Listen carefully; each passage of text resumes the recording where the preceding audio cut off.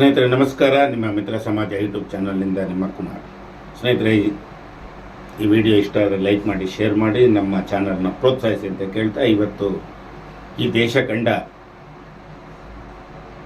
ಅಪ್ರತಿಮ ಮಹಿಳೆ, ಉಕ್ಕಿನ ಮಹಿಳೆ ಎಂದು ಹೆಸರಾದ ಶ್ರೀಮತಿ ಇಂದಿರಾ ಗಾಂಧಿಯವರ ಜನ್ಮದಿನ.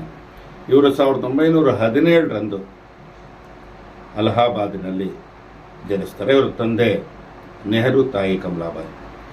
ಇವರ ವಿದ್ಯಾಭ್ಯಾಸ ಮುಗಿದ ನಂತರ 17 ವರ್ಷಗಳಿಗೂ ಹೆಚ್ಚು ಕಾಲ ಆಡಳಿತ ಮಾಡಿದಂಥ ನೆಹರು ಮರಣಕ್ಕೀಡಾದ ನಂತರ ಲಾಲ್ ಬಹದ್ದೂರ್ ಶಾಸ್ತ್ರಿ ಅವರು ಈ ದೇಶದ ಪ್ರಧಾನಿ ಆಗ್ತಾರೆ.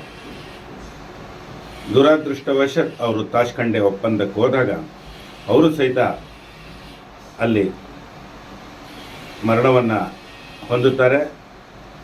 ನಂತರದಲ್ಲಿ ಈ ದೇಶದ ಚುಕ್ಕಾಣಿ ಹಿಡಿದವರೇ ಉಕ್ಕಿನ ಮಹಿಳೆ ಪ್ರಿಯದರ್ಶಿನಿ ಇಂದಿರಾ ಗಾಂಧಿ.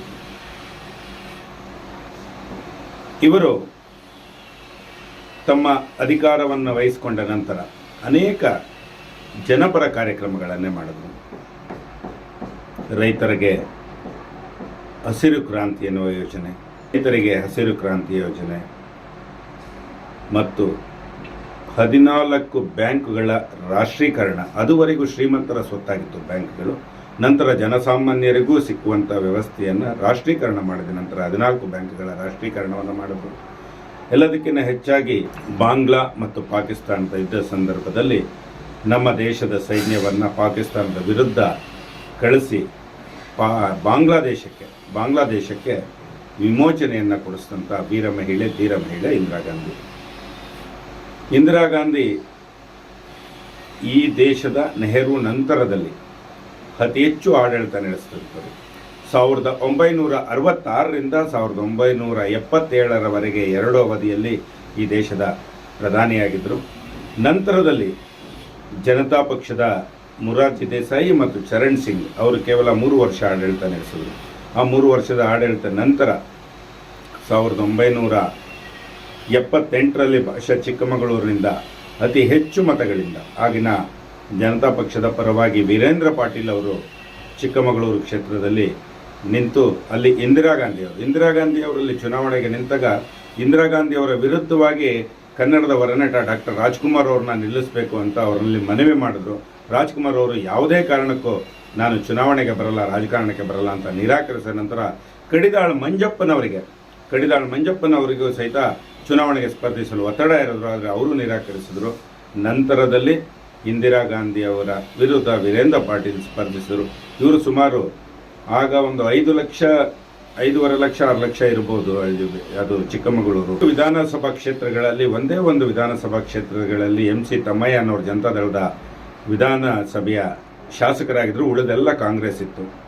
ಮತ್ತು ಆ ಒಂದು ಸ್ಪರ್ಧೆಯಲ್ಲಿ ಇಂದಿರಾ ಗಾಂಧಿ ಅವರು ಆ ಒಂದು ಸ್ಪರ್ಧೆಯಲ್ಲಿ ಸ್ಪರ್ಧಿಸಿದಾಗ DB ಚಂದ್ರೇಗೌಡರು ಅಲ್ಲಿಯ ಸಂಸದರಾಗಿದ್ದರು.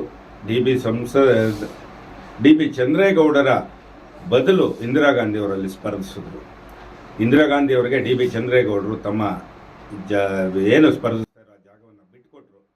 ಆಗ ಇಂದಿರಾ ಗಾಂಧಿ ಸ್ಪರ್ಧಿಸಿ ಆಗ 77,000ಕ್ಕೂ ಅಧಿಕ ಮತಗಳಿಂದ ಜಯಗಳಿಸ್ತಾರೆ.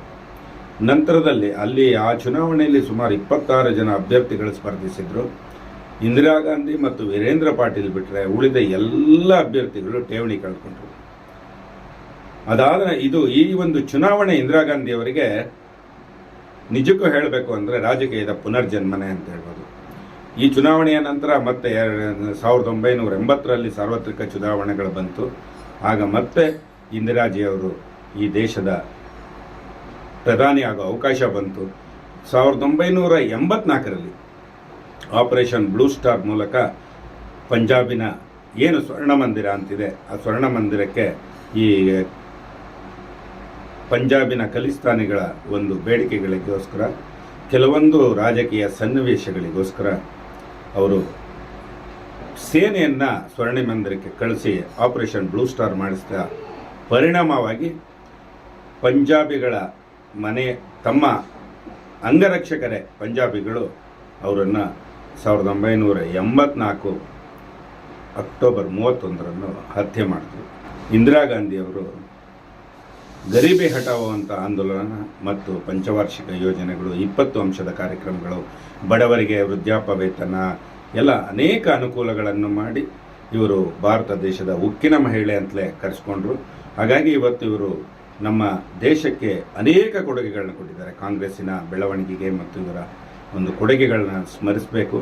ಹಾಗಾಗಿ ಇವತ್ತು ಅವರ ಜನ್ಮದಿನ. ಹಾಗಾಗಿ ಅವರನ್ನು ಸ್ಮರಿಸೋಣ, ನಮಿಸೋಣ, ಅವರನ್ನು ಅನುಸರಿಸೋಣ. ಜೈ ಹಿಂದ್, ಜೈ ಕರ್ನಾಟಕ.